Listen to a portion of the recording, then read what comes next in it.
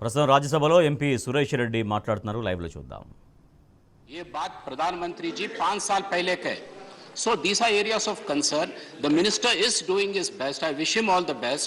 But the point is, Please question. Yeah, my question is, 3G say 5G. When will BSNL come up with that? Thank you.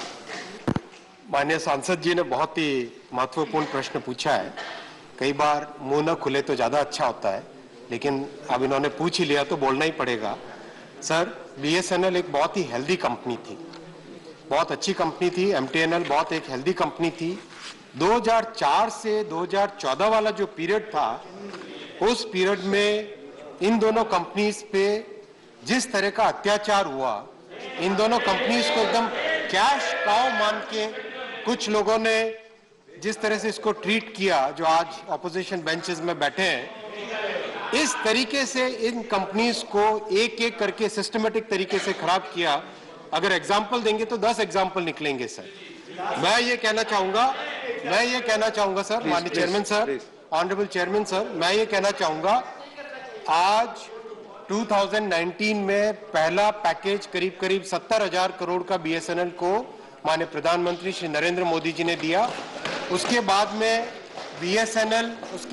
BSNL एक operating profit में आया, और अभी पिछले जुलाई में BSNL के further revival के लिए 1,64,000 करोड़ का पैकेज PM साहब ने दिया है. ये बहुत ही महत्वपूर्ण है.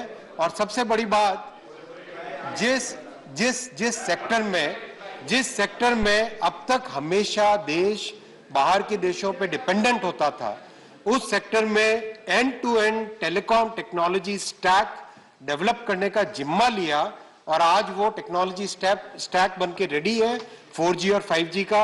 बहुत जल्दी BSNL में, MTNL में इसका रोल आउट चालू होगा, और 5G भी देश का ही बना, देश का ही डेवलप्ड 5G आएगा. वो परिस्थितियां गई जब अच्छे PSUs को आप लोग एक अलग ही तरीके से देखते थे. आज उनको डेवलप करके ग्रो करने के लिए करते हैं. Thank you. Dr. Yemi Yagnik, please. Dr. Yemi Yagnik. Thank you, sir. Please. Dr. Yemi Thank Yagnik. you, sir. Sir, I have looked at the reply given by the Honorable Minister, and looks like that the further objectives are very laudable. But sir, I would like to ask one question only, that the principle of asset monetization seems to have failed. Have you looked into the failures why the asset monetization of this BBNL could not be done? Now it has been merged with BSNL by a cabinet meeting in July 22. I would just like to ask that only 77,000 villages have been given this facility. Will all the 6 lakh villages be connected, and in what time frame? Thank you. BBNL के पूरे network को BSNL को दिया गया. इसका कारण है sir, logic इसके पीछे, जैसा मैंने पहले क्वेश्चन के आंसर में जवाब दिया था,